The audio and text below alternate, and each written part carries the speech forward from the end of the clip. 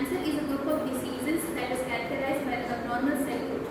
As we all know, a normal tissue, a normal cell in our body divide, grow, and it usually dies in a form. So these cancer cells are usually grows in an abnormal form. They divide in abnormal form, and they have potential to invade our regulatory system, and they form tumors in our body. So this cancer does not specifically demand any age, any gender, and most of all any specific quality in the group. And this cancer is in very variations, is in very types, in very more different variations of the cancer. And this specifically has many more phases, and this is like a silent warning to the life of the patient. So as we continue to discuss of this cancer, we will further see the demands of the human. As we all know that cancer is like an undefeatable disease, but when we demand our rights, when we demand a patient's care, we always think that position of a patient that we can cure this disease by treating ourselves with hope and motivation. So why we need to cure the cancer? Because the human life demands it. Because the surviving is not just physical, but it's also emotional. And this cancer is not just we are inhibiting by ourselves, but it is like a guest which is coming without any call. And when we think about the treatments, the lifestyle and prevention plays a major role. As we all know, maintaining a physical diet, maintaining a proper healthcare, maintaining our lifestyle plays an important role. And most of all, the proper treatments should be available to each and every patient, because when we think about the treatment, we are thinking about giving a second chance to treat this deadly disease. And we together need to focus on the rights and most of all the early screening of the patient. When we know the size of a tumor, when we know the location where it is actually growing, we can easily screen the growing and detect the activity of the cancer cells which is distributing in our body.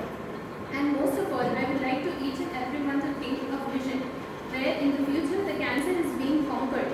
Imagine a world where the cancer is just a death sentence, a rare disease. Imagine a patient's lifestyle history where he or she can defeat this deadly cancer with such motivation and with such hope. Imagine a world where cancer is treated effectively, where it is treated more on time. And the government and the WHO plays a major role by providing the awareness programs and the healthcare specialty programs that will initiate, that will provide much more health benefit, and it can also be someone who is belonging from the poor families, the countries having low income facilities, the healthcare criteria is very low, should together unite and think about this as an opportunity to develop the policies and to contribute each and every treatment to the patients who cannot afford it. Because this simple step can save someone's life, the hope of living again, the hope of creating a new life by defeating this such deadly disease.